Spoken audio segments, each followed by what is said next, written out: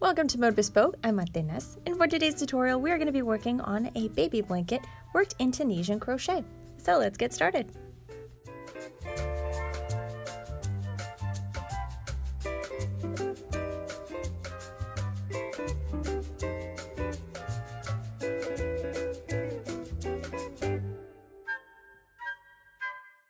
So here's a quick look at the blanket we're going to be crocheting today.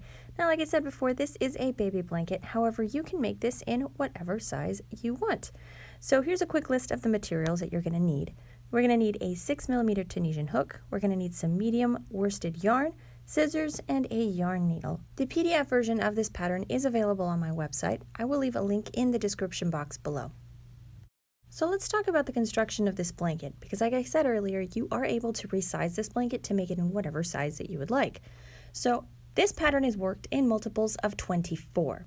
So the breakdown is, here, let me zoom in, we've got 6 stitches, the cable is 12, and then 6 on the other side. So your total is going to be 24 stitches. So again, it's 6, 12, 6.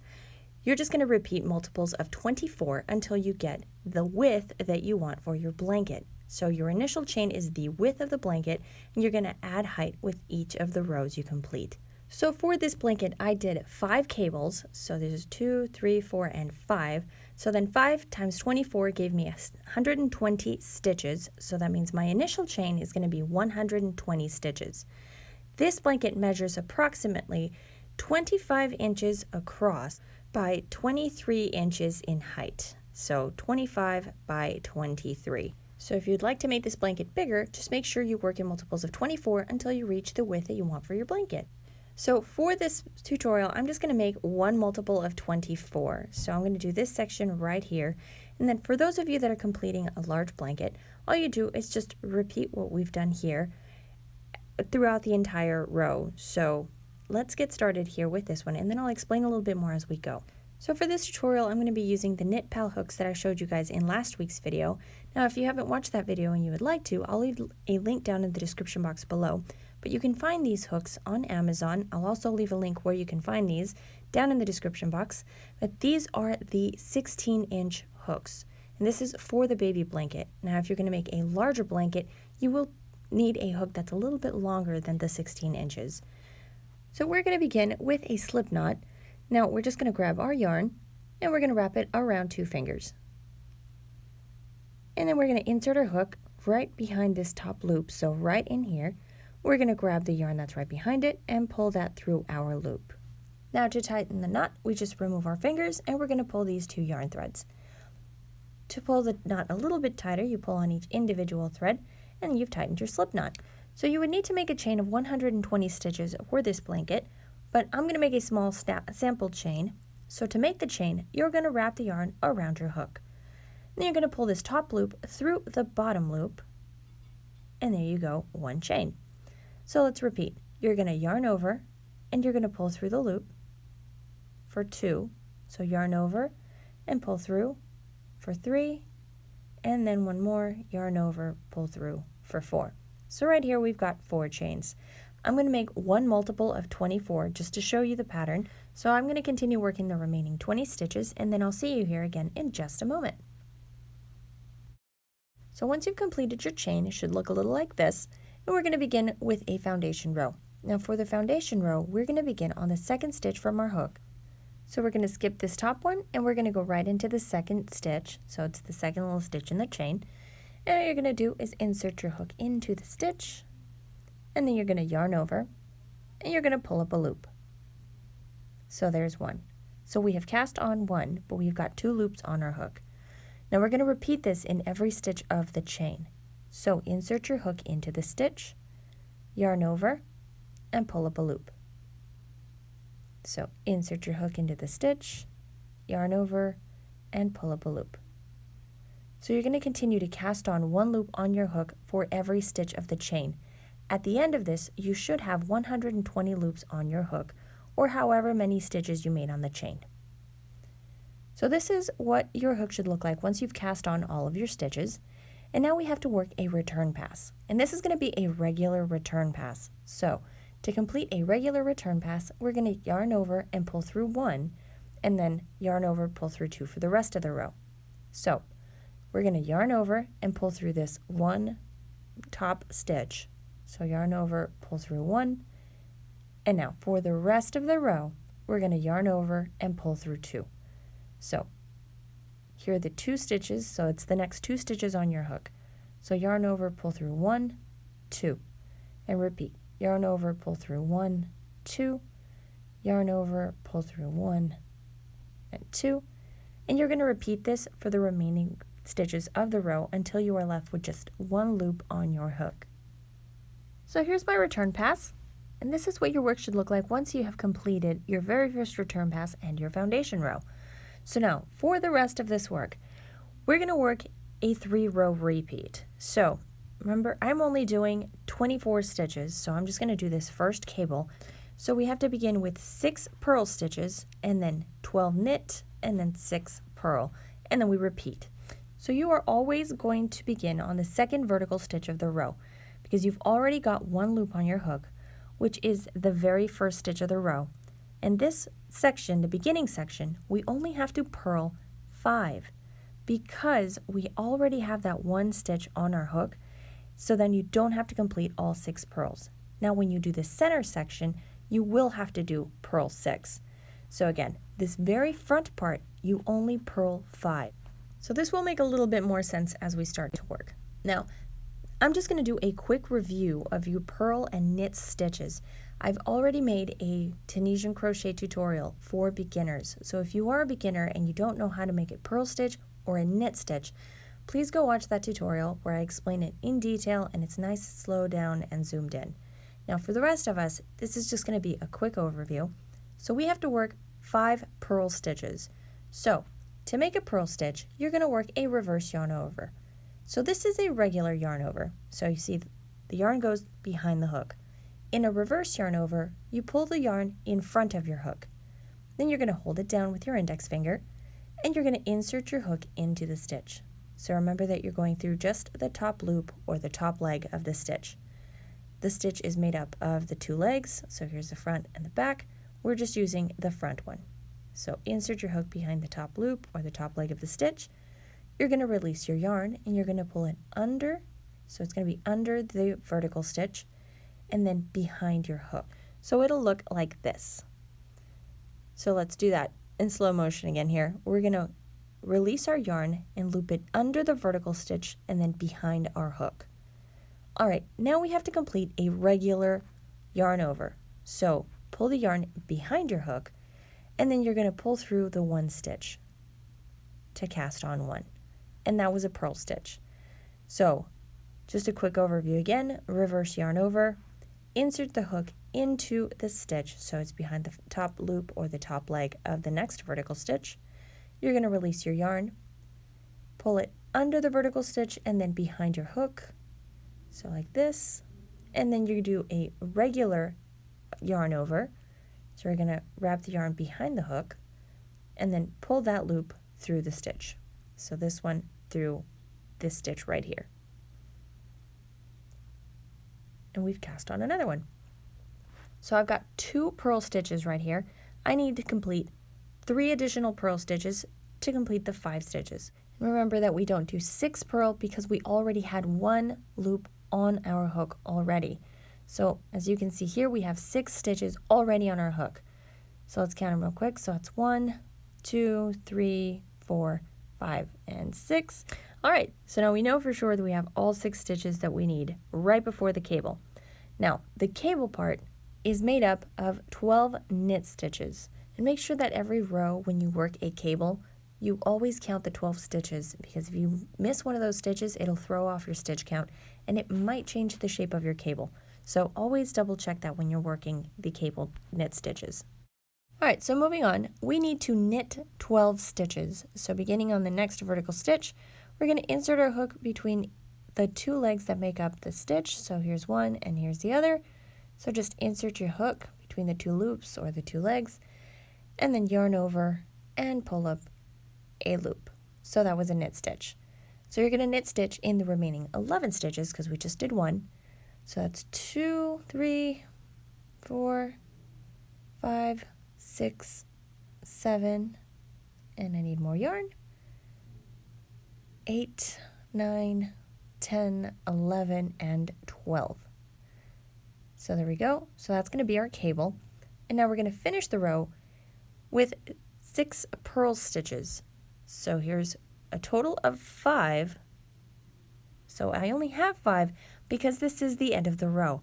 Your final stitch right here on this side, you're going to have to cast on a stitch, which will complete the stitch count of 6 stitches that you need.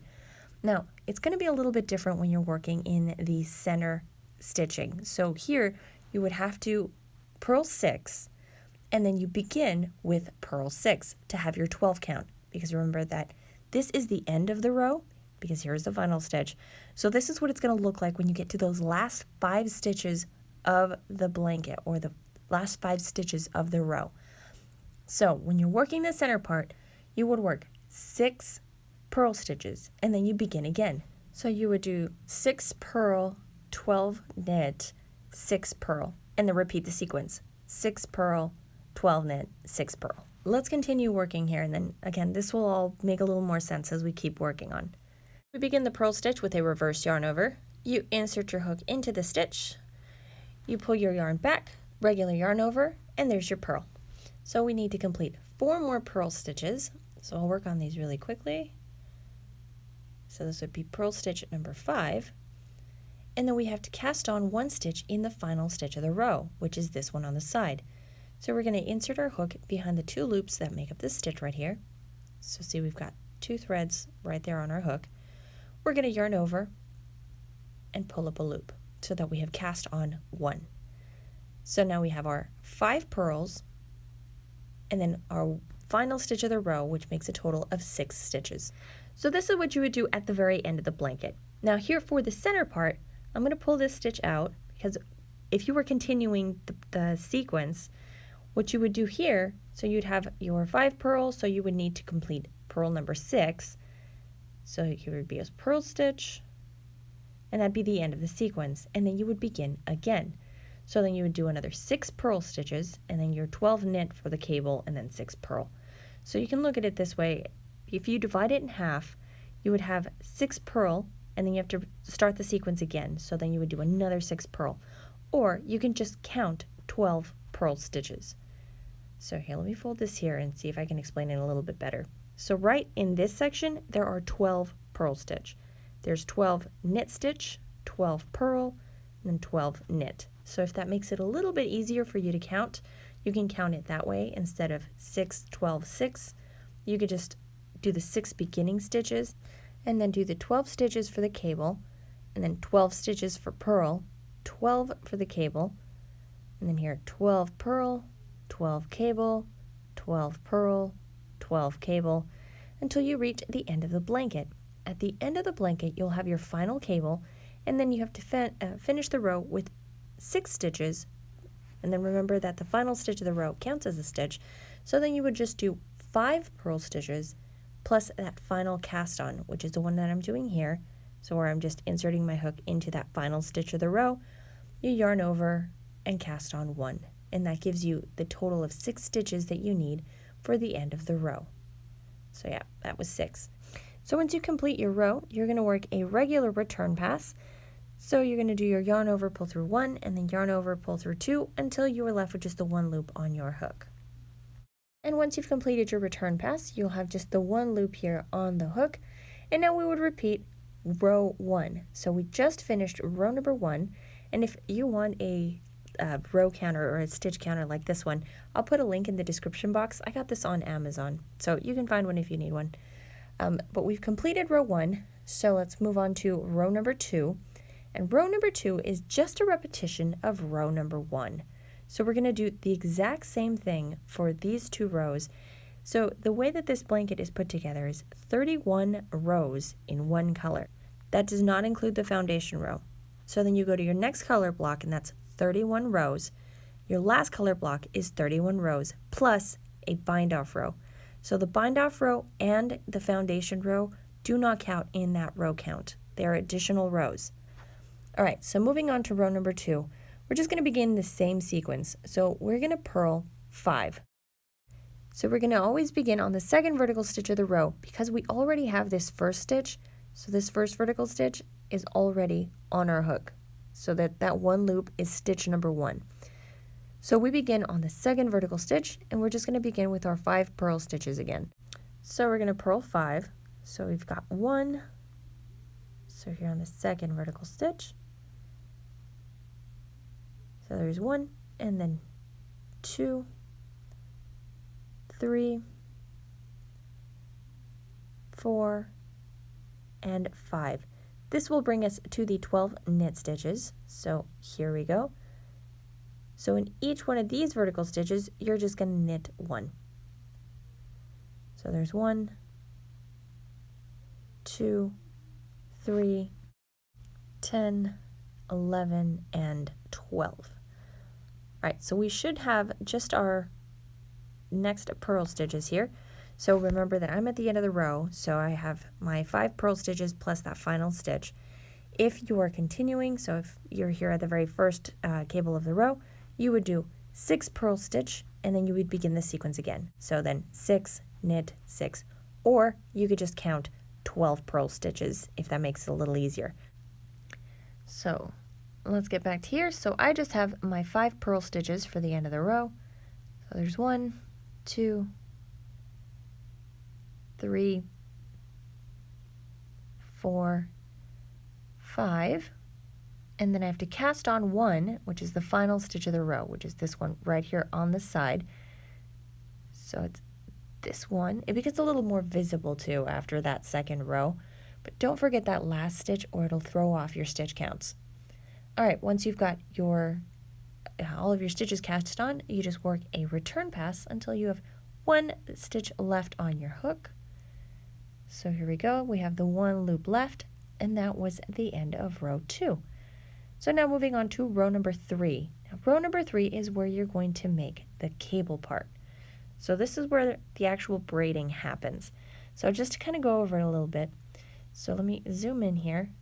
So we're going to start here in the middle, which is the 2 rows that we did, and now we have to pull the sides to the outside, so to give it this kind of braided look. So in order to do this, we have to split this cable in 2. So we're going to do 6 stitches. So we're going to cast on 6 knit stitches and then twist them. And then we have to cast on the remaining 6 stitches, and then we have to twist them in the opposite direction so that we bring the inside of the inside stitches towards the outside to create that braided look. So it's a little bit easier to understand when you're watching it happen, but that way I can explain it to you beforehand and you kind of have an idea what we're going to be doing. So let me grab my knit here. And we have to begin the row with our purl stitches. So remember I have 5 purl because we already have that 1 loop on our hook, so we don't need to purl 6, just the 5. So I've got 2 more and 1. All right, and now we're going to knit 6. So instead of knitting all 12 stitches, you just cast on 6 knit stitch. So we've got 1, 2, 3, 4, 5, and 6.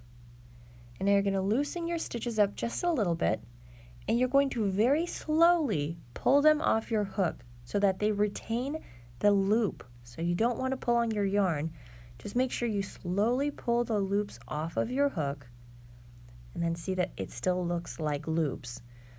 All right, now we are only going to slip on 3 of the 6 loops onto our hook. So you're going to skip the first 3 loops and you're going to push them behind your hook. So see, here they are. So there's 1, 2, 3 loops. You've got 3 loops remaining, and those remaining 3 loops, you're going to pull them onto your hook. So there's 1, and be very careful with this part so you don't lose the loops. And there's 3. So we've got 3 loops on our hook. We've got 3 skipped loops that are back behind our hook. And now we have to cast on these loops onto our hook. So we have to slip them on our hook. So pinch the stitches, and you're going to pull them to the front part of the hook. And then you're going to slip them on one by one onto the hook. And you have to do this in the order in which the loops are. So don't pull them out of order. Keep them in that same order that they were in when you pinched the stitch together. So there we did our very first braided part. So now we have to do the second half of our cable. So just like we did for this first part, we have to cast on the 6 knit stitch, then we're going to pull the stitches off our loop, and then we have to braid them towards the side. So this time, instead of pulling the stitches behind our hook, we have to pull them in front of our hook. So you're going to knit 6. So there's 1, 2, 3, 4, 5, and then 6. Oh, there we go, 6. And again, loosen them up just a little bit, and you are going to pull them off your hook very, very slowly, just to make sure that you don't lose any of these loops. So here we go, 1, 2, 3, 4, 5, 6. All right, we're going to skip the first 3 loops, and we're going to leave them in front of our hook this time. So they're right there. You're going to go to the last 3 loops, and you're going to slip them onto your hook. So it'll look like this. So you have 3 loops in front of your hook, 3 loops on your hook. Those 3 loops that are in front of the hook that you skipped, you're going to pinch them, and you're going to pull them to the front of your hook and slip them on very slowly and in order. So there's 1, 2, and then 3. So there you go. You've completed your very first cable. So you've done your purl, the knit stitches that you've braided, and then you complete the remaining purl stitches. So if you're working on the rest of the blanket, you would do your 6 purl, and then you begin the sequence again, then 6, cable, 6, and you repeat the sequence until you finish your row. At the end of the row, you should be left with just 5 vertical stitches, so you would do your 5 purl stitches, and then you just cast on into your final stitch, completing the 6th and final stitch of the stitch count. And then you work a return pass. This return pass is a little tricky, so slow down when you get to your cables. So yarn over and pull through 2. And the reason you need to slow down is because sometimes you'll pull a few additional loops, and this is totally by accident. It's just all the loops are caught together because you've crisscrossed them. So that's why you have to take it really slow on this return pass, just to make sure that you don't get additional loops when you don't want them. So remember that for the return pass, it's going to be yarn over and pull through 2 loops. So yarn over, pull through 2, go, yarn over, pull through 2, 2, 2, and there you go. And then once you get to the purl stitches, your return pass is just a little bit quicker. But always pay really close attention on this return pass. All right, there we go. That was row number 3. So now for the next 2 rows, you're going to do a repeat of row 1 and 2. So you would begin with your purl stitches, and then you would work all the knit stitches for your cable, and then you would finish off with the remaining purl stitches. And then you would just repeat for your second repetition, so for row 2. So we're going to take a look here at what that row 1 repeat would be after the cable, because this does get a little confusing. So we're just going to go over this really quickly. So this is going to be the repeat of row 1 right after your row 3 cable. So as you can see here, you've got your 3 stitches, and then these tilt to the right, and these are closest to your hook. So you're going to cast these on in order of whatever stitch is closest to the hook, which in this case, it is these that tilt sideways. Now, if you use your fingers and separate the stitching a little bit, you're going to see you've got a little bit of a chain here. So you've got your first 3 stitches, then you have a chain space, followed by your remaining 3 stitches. So we're going to begin by casting on the first stitches, so the ones that are tilting towards the right, because they are the ones closest to our hook. So we're just going to knit stitch in each one of those 3 vertical stitches, and then we're going to get to this little chain space, and we're going to skip over to the next 3 vertical stitches, and we're going to cast a knit stitch in each of those.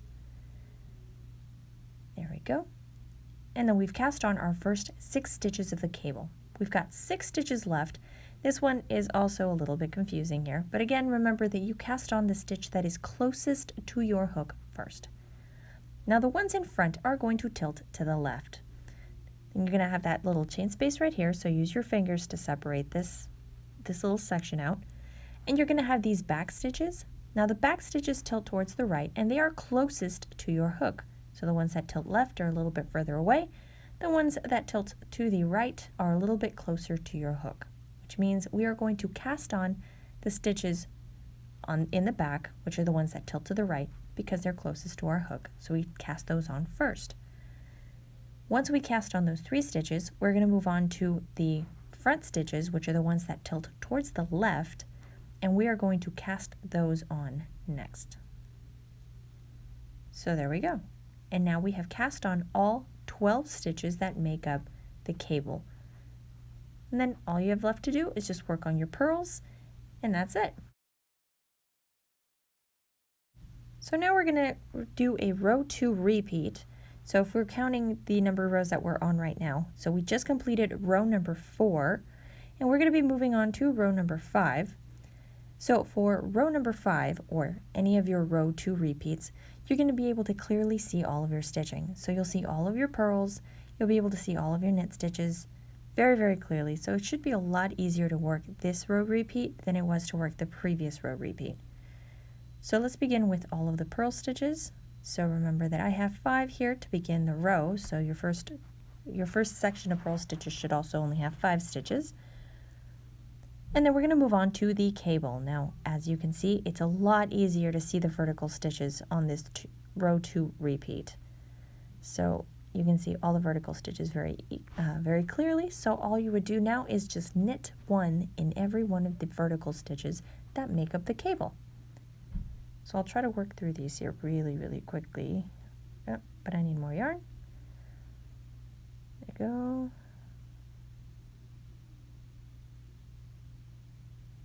Okay, so there we go. So we've cast on all of our knit stitches, and then we just have to finish working the purls. So I'm going to finish these last few stitches, and then I'm going to show you how to do a color switch. Now for the color switch, you're going to work this on the return pass. So you don't do it at the beginning of the row, you do it at the very end of the row. And this only applies if you're going to be doing color blocks like the blanket that I have right here. So to make the blanket size that I made, I switched colors after 31 rows. Now, you don't have to do 31 rows. If you're going to make this blanket larger or you want to do more color switches, you can leave as many rows as you want for your color block. But for the purpose of making the tutorial match the written pattern, we're going to say that you have to work 31 rows.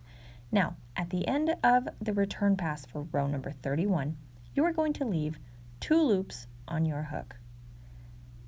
Then you're going to introduce your new color. So you're going to grab the yarn in whatever new color you want to use, and you're going to make a loop on your hook and pull it through the 2 loops in color 1. So let's grab color 2, which I'm just going to use this gray yarn right here. I'm going to leave a long tail of yarn. You're going to weave this in later. And if you're a little more new to crochet, remember that weaving in your ends helps keep your work from unraveling. So don't just cut your yarn, weave in the ends. Alright, so leave a long tail end of yarn, and then you're going to make a loop and slip it onto your hook. Now you're going to pull this gray loop through the 2 aqua loops, like so. And then you just pull on the aqua yarn, or color 1, whatever you used. Drop the tail end, because we're not going to be working with that anymore. And then you would just begin the sequence again. So wherever it is that you left off in the sequence, whether it was row 1, row 2, or row 3, just pick up right where you started, and then just continue working the rest of the row. Now for this color switch, I made the color switch on a row 3 repeat, so that we work in another cable crisscross, I guess, part together, because it's a little bit easier to see than it was here with the aqua yarn. So it's going to be a little easier to see with this gray yarn. So let's begin here with our 5 purl stitches. So I'll try to work through these 5 stitches fairly quickly, because we're just going to work, I guess we're going to pay more attention to the cable part. So once you get to the cable, remember that you are going to split the 12 stitches in half. So we're going to work 6 stitches first.